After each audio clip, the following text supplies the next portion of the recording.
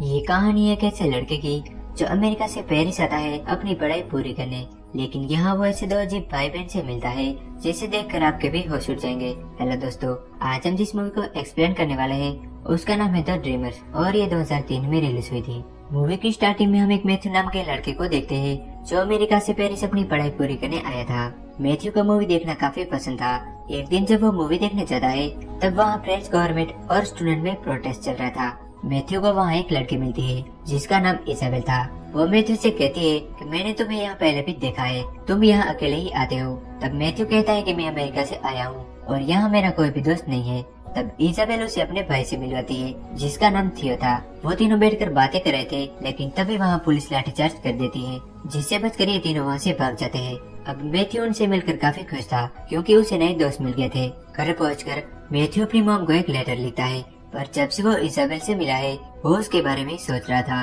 अगली सुबह मैथ्यू को थियो का कॉल आता है। वो उसे अपने घर खाने पे बुलाता है। मैथ्यू जब उसके घर जाता है तब इजाबेल उसे अपनी मॉम से मिलवाती है। उसकी मॉम मैथ्यू को देखकर काफी खुश थी क्योंकि वो भी एक अमेरिकन थी। इसके बाद मैथ्यू इजाबेल के फादर से मिलता है जो एक राइटर थे। अब लंच करते टाइम इजाबेल के फादर बहुत सारा ज्ञान बांटने लगते हैं, पर मैथ्यू का ध्यान तो बस एक ही चीज पे था और वो थी इजाबेल। लंच करने के बाद इजाबेल की मॉम मैथ्यू से कहती है कि आज तुम यहीं रुक जाओ। अगले दिन इजाबेल के मॉम डैड को किसी काम से बाहर जाना था, पर जाने से पहले वो अपने बच्चों के लिए एक चेक छोड़ देते हैं ताकि वो इस घर में आराम से रह सके। उनके जाने के बाद मैथ्यू उन दोनों से कहता है कि मुझे अपने घर जाना चाहिए, पर वो दोनों उसे नहीं जाने देते।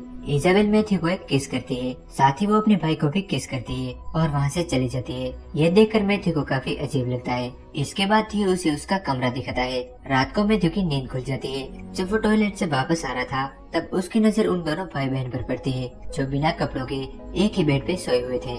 ये देखकर मैथ्यू को कुछ समझ नहीं आता क्योंकि अब तक वो इजाबेल के सपने देख रहा था। वो चुपचाप अपने कमरे में जाके सो जाता है। अगली सुबह इजाबेल मैथ्यू को जगाने आती है। वो उस पर चढ़कर उसे किस करती है। ये देखकर मैथ्यू डर जाता है क्योंकि उसने सिर्फ अंडरवेयर ही पहना था। इसके बाद इजाबेल उसे बाथरूम में ले जाती है जहाँ थियो पहले से ही बिना कपड़ों के नहा रहा था। ये देखकर वो थियो से कहता है कि तुम्हारी बहन यहाँ है, तुम बिना कपड़ों के उसके सामने कैसे रह सकते हो। उस पर वो दोनों कहते हैं कि हम दोनों काफी हद तक एक जैसे हैं, इसलिए हम लोग ये सब करने में शर्म नहीं रखते। थियो मैथ्यू से कहता है कि हमारे मॉम डैड एक महीने तक घर नहीं आएंगे, इसलिए तुम हमारे साथ घर पे ही रुक जाओ। मैथ्यू कहता है कि हम तो एक दूसरे को जानते भी नहीं। तब इजाबेल उसे कहती है कि तुम यहाँ रुक जाओ ताकि हम एक दूसरे को जान पाए। मैथ्यू इजाबेल पे लटू था, वो उसकी बात मान लेता है और उनके साथ ही रहने लगता है। एक रात ये तीनों एक गेम खेलते हैं जिसमें दोनों भाई बहन एक्ट करते हैं और मैथ्यू को उस मूवी का नाम बताना था और अगर वो हार गया तो उसे एक डेट पूरा करना होगा। पर यहाँ मैथ्यू ये गेम जीत जाता है।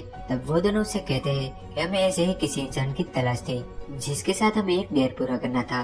अब इसके बाद ये तीनों एक आर्ट गैलरी में जाते हैं जहाँ वो तीनों रेस लगाते हैं और यही उनका डेर था। वापस लौटते टाइम बारिश होने लगती है जिससे ये तीनों भीग जाते हैं। यहाँ थियो के फादर का कॉल आता है पर वो उनका कॉल नहीं उठाता। जब ये लोग घर आते हैं तब थियो मैथ्यू को कपड़े देता है और ड्रिंक लेने चला जाता है। तब मैथ्यू को अलमारी से इजाबेल की एक फोटो मिलती है जिससे वो अपने प्राइवेट पार्ट में छुपा लेता है। जब थियो वापस आता है तब मैथ्यू और थियो साथ में बैठकर ड्रिंक करते हैं और इजाबेल फिर से वही गेम खेलने लगती है, पर इस बार वो थियो के साथ खेल रही थी जिसमें थियो हार जाता है। तब इजाबेल उसे एक डेट देती है जिसमें थियो को एक फोटो के सामने मास्टरबेट करना था। थियो बिना किसी परेशानी के उन दोनों के सामने ही वो काम करने लगता है। इजाबेल के लिए तो ये सब नॉर्मल था, पर मैथ्यू की ये सब देखकर फट जाती है। अगले दिन मैथ्यू थियो से कहता है कि मेरी भी तो सिस्टर है, पर उन्होंने मुझे कभी ऐसे काम करने को नहीं कहा, तुम दोनों ये सब कैसे कर लेते हो। तब थियो से कहता है कि हम दोनों जुड़वा है, जब हम दोनों पैदा हुए तब हम एक दूसरे से जुड़े हुए थे। हमारा शरीर अलग है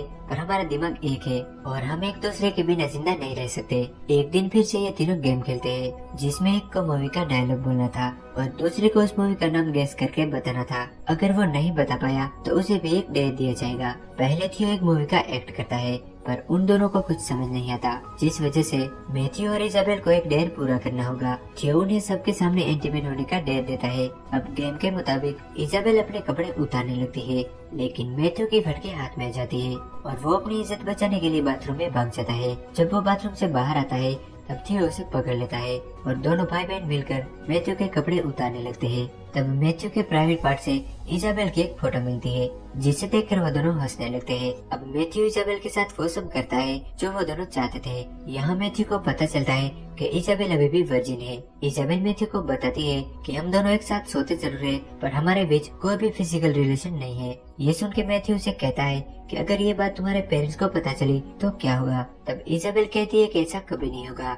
और अगर उन्हें पता चल गया तो वो सुसाइड कर लेगी। कुछ दिनों के बाद इजाबेल और थियो के पास जो पैसे थे वो सारे ही खर्च हो जाते हैं, क्योंकि अब तक वो काफी अय्याशी कर रहे थे। इसीलिए इजाबेल घर के राशन से खाना बनाती है, जिसे उनमें से कोई भी नहीं खाता।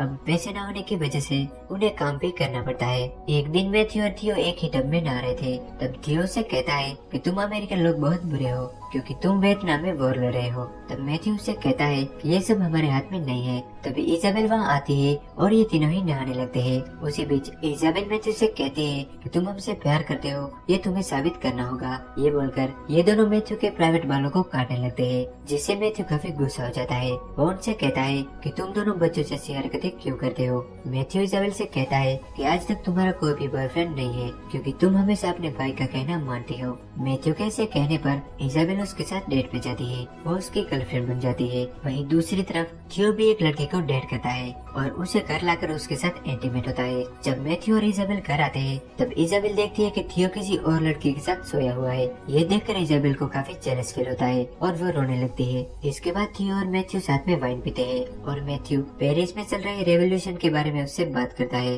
वो उससे कहता है कि यहाँ घर बैठे बैठे बोलने से कुछ नहीं होता, जब तुम बाहर जाओगे तब तुम्हें पता चलेगा कि देश की हालत कैसी है। इसी बीच इजाबेल वहाँ आके उन दोनों को हॉल में लगे टेंट में ले जाती है, जहाँ वो दोनों भाई बहन बचपन में सोया करते थे। अब ये तीनों बिना कपड़ों के ऐसे ही सो जाते हैं। जब सुबह उसके मॉम डैड घर पे आते हैं तब वो उन लोगों को बिना कपड़ों के सोते हुए देख लेते हैं, जिसे देखकर उनकी आंखें फटी रह जाती है। लेकिन वो उन्हें उठाए बिना उनके लिए एक चेक छोड़ के चले जाते हैं। जब इजाबेल उठती है तब उसे वही चेक मिलता है, जिसे देखकर वो समझ जाती है कि उसके मॉम डैड को सब पता चल गया है। वो सुसाइड करने का सोचती है और गैस पाइप लेके सो जाती है। लेकिन बाहर रेवोल्यूशन चल रहा था, जिससे उनका एक पत्थर खिड़की से घर में आ जाता है, जिससे ये दोनों भी जाग जाते हैं और ये तीनों भी रेवोल्यूशन में शामिल हो जाते हैं। लेकिन थियो सबसे आगे जाके रास्ता रोक रहे पुलिस वाले पे पत्थर फेंकने लगता है। मैथ्यू उसे काफी समझाता है पर वो कुछ भी नहीं सुनता। इजाबेल भी थियो का साथ देने लगती है और वो दोनों वहाँ से चले जाते हैं। अब मैथ्यू उनका साथ नहीं दे सकता था, इसीलिए वो वहाँ से वापस चला जाता है।